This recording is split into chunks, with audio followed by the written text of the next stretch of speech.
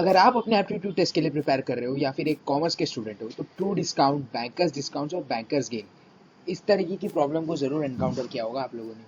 तो इसे समझने के लिए हम एक स्टोरी की मदद लेते हैं।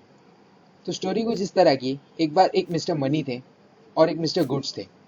ठीक है। तो मिस्टर मनी ने मिस्टर गुड्स से कहा कि क्या वो उनके 12,000 रुपए के गुड्स 3 महीने के लिए उधार में ले सकते हैं, जिनके पैसे वो 3 महीने बाद चुका देंगे। तो इस पर मिस्टर गुड्स ने कहा हाँ ठीक है, आप ले तो सकते हैं लेकिन 10% की इंटरेस्ट पे। इस पर ये दोनों एग्री करते हैं और कहते हैं कि चलो मिस्टर बैंकर के पास जाते हैं और एक कॉन्ट्रैक्ट साइन कर लेते हैं। तो वो दोनों जाते हैं मिस्टर बैंकर के पास। तो हमारा मिस्टर बैंकर उन दोनों की बातों को सुनता है और उनसे एक कॉन्ट्रैक्ट साइन करने को कहता है। उस कॉन्ट्रैक्ट का नाम होता है बिल ऑफ एक्सचेंज।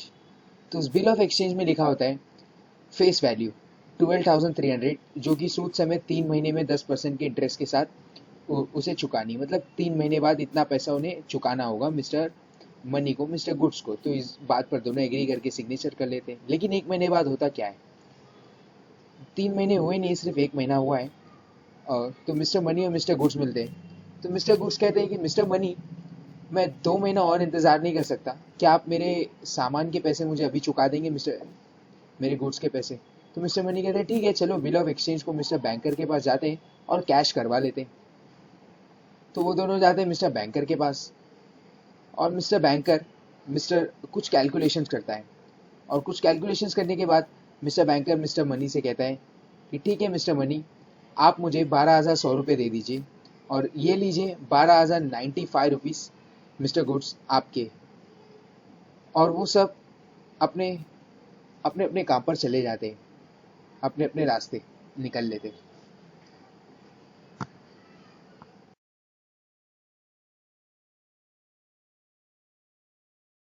लेकिन क्या आपने ये सोचा कि बैंकर ने 5 रुपए क्यों लिए और एग्जैक्टली 5 रुपीज उसने कैलकुलेट कैसे किया अपना गेन?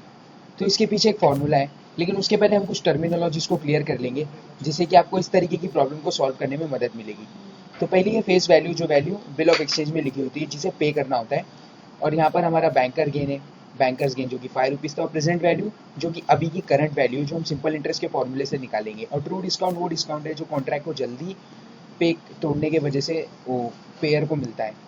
तो यहाँ पर फॉर्मूला है, मिस्टर मनी को पे करनी होगी सिंपल इंटरेस्ट के हिसाब से, यानी 1 महीने की रकम 12,100 रुपये।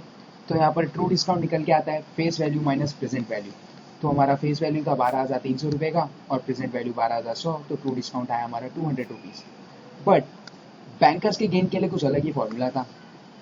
तो 5 रुपीज़ आखिर है कैसे, आए कैसे? तो बैंकर्स के गेन का फॉर्मूला है banker's gain equal to banker's discount minus true discount.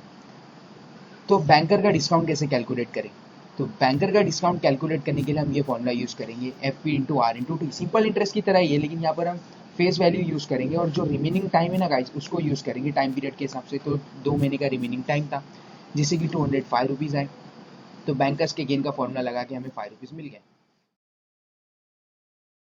Thanks for watching my video और लाइक शेयर सब्सक्राइब जरूर करें, मुझे पता तो चले कि आपको वीडियो कैसे लग रहे, कमेंट डाउन करें।